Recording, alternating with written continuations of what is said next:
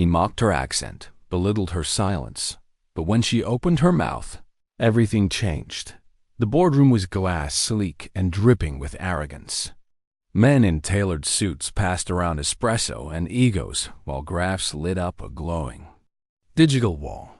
In the middle sat Victor Langford, tech billionaire and self-proclaimed linguistic genius. His voice commanded the room, sharp, amused, and just cruel enough to be charming. Today's guest? A foreign delegation from Southeast Asia, prepared to offer Victor a private equity deal worth millions. They had flown in with translators, formal proposals, and ancient dialects thick with culture and complexity.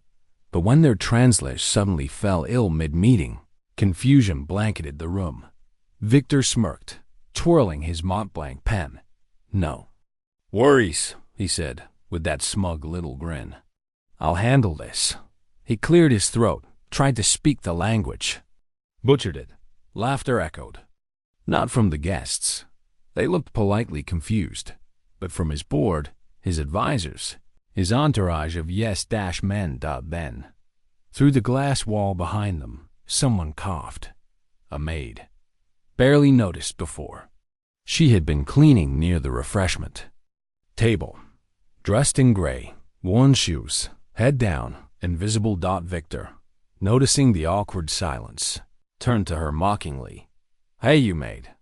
You from that side of the world?" he asked, waving toward the guests. "Tell you what, you translate this message for them, word for word, and my six-figure monthly salary is yours." He laughed, sipping his coffee like he'd just dropped a punchline. His board chuckled, nervously, but the maid didn't flinch. She straightened, calmly walked into the room, and in a voice that silenced every smirk, she spoke. Not just a translation, but fluent, nuanced, dignified speech. She addressed each delegate in their native dialect, switching with precision from one regional variant to another. Not textbook language, but culturally reverent phrasing, impossible for apps or even most scholars to replicate. The room froze. Victor's hand paused in midair. His jaw slackened. She even used honorifics and idioms specific to the region's royal court, long believed to be linguistically extinct.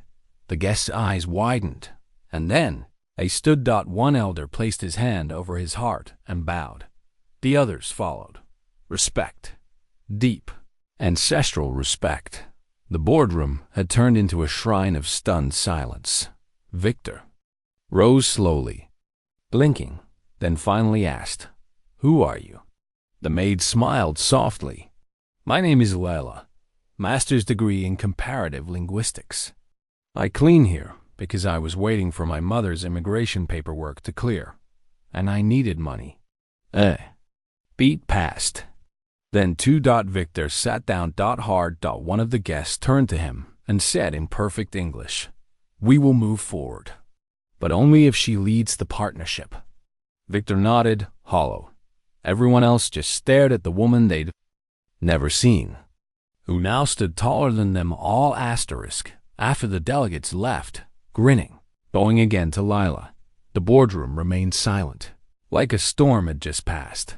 Victor sat with his mouth slightly open, staring at the door as if it might answer the question he couldn't form.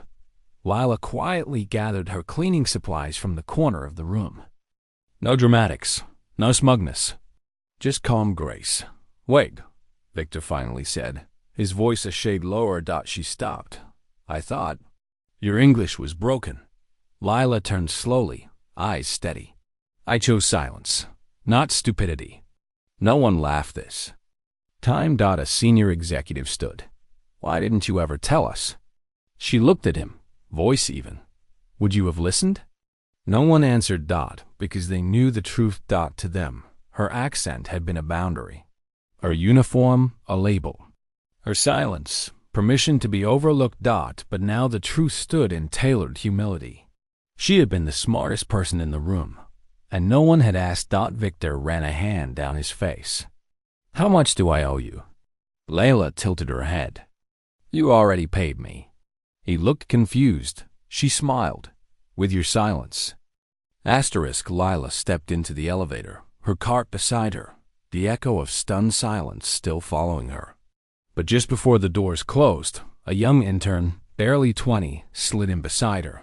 I just wanted to say, he began, cheeks flushed. What you did up there, it was amazing. Lila nodded with a warm smile. Thank you. He hesitated. I always thought I had to pretend to be loud to be seen. But you were quiet and still shook the room. She chuckled softly. Sometimes silence is the loudest language of all. As they descended, word had already begun to ripple through the building. Heads turned as the elevator opened. People who never once noticed her now stared with curiosity. And something new. Respect. Down in the lobby. Another maid whispered, Was that you they were talking about upstairs? Lila smiled faintly, gave a small nod. The woman beamed. About time someone showed them. But Lila didn't want revenge. She had shown the world something else. That identity is never dictated by uniforms, paychecks, or status, but by the depth of one's voice. Even when spoken gently. She didn't rise to power. She revealed it. Asterisk. Later that evening, Lila returned to her small apartment. Quiet, modest, filled with books stacked in every corner. No gold plaques. Number. Accolades. Just worn pages and handwritten notes in dozens of languages. She sat at her desk, lit by a single bulb, and pulled out an old letter. Her late father's words stared back at her. Don't chase rooms that ignore your worth. Let your worth transform the room. She had never needed applause. Her knowledge wasn't for show. It was survival, memory, legacy. Her mother still worked part-time sewing, and Lila still sent half her wages home. The world had underestimated her, and that had become her strength. That night, she received a message. It was from one of the foreign delegates. We would be honored if you led our cultural expansion division. We believe in you. She stared at it for a long time, not in shock, but in quiet acceptance. This wasn't a miracle. It was overdue recognition. Behind the broom and bucket had always stood a scholar. The world hadn't given her a seat at the table. So she built her own in every language they couldn't speak. Asterisk. By the following week, the boardroom looked different. Lila stood at the head of the table, not as a maid, but as the newly appointed director of global linguistic strategy. Her nameplate shone gold. Her presence sharper than any title. Victor entered late, avoiding eye contact. The man who once mocked her now nodded like a student waiting for a lesson. Lila didn't gloat. She didn't need to dot. She began the meeting in the language of the investors. Not for show, but for inclusion. Then, in perfect English, she broke down a 5-year roadmap. Smart, sharp, precise. Everyone followed. No one dared to interrupt. As the meeting ended, the same intern approached, this time with a different energy. You've inspired so many of us, he said, not just to speak up, but to listen. Lila smiled. Listening is the first language of leadership. Victor finally walked up, awkward and humbled. I was wrong. Lila met his gaze, steady and clear. Yes, you were, but now you've heard me. No lawsuits. No revenge. Just recognition. Because real power doesn't shout. It teaches. And she had just rewritten the rules in every tongue. They never bothered to learn. Asterisk. Weeks passed, and headlines began to circulate. From maid to multilingual executive, the woman who silenced a billionaire. Lila, the mind behind the language revolution. But Lila didn't chase interviews or platforms. Instead, she quietly launched a mentorship program for immigrant women, those fluent in languages forgotten by systems. She visited shelters, libraries, and night schools, whispering the same truth she had lived. You are not invisible. You are simply unread. One afternoon, during a university lecture, she was invited to guest teach.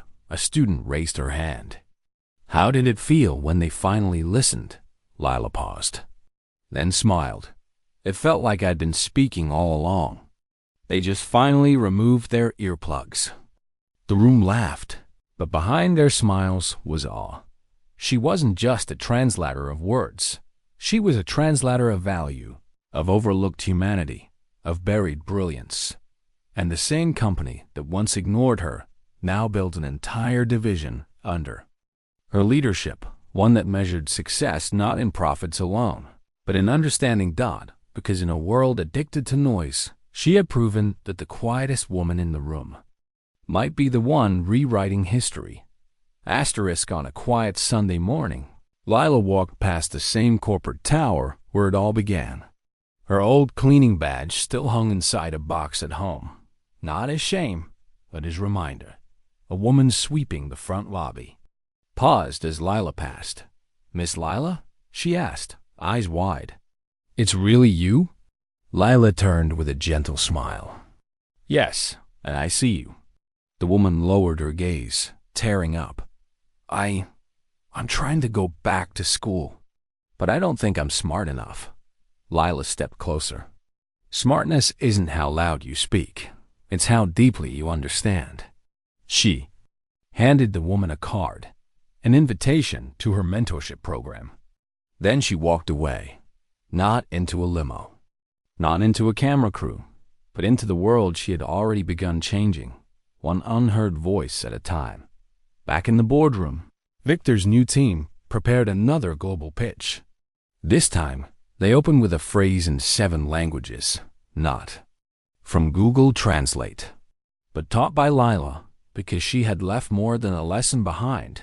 She had left a legacy that the ones we overlook today might be the voices the world finally needs to hear tomorrow.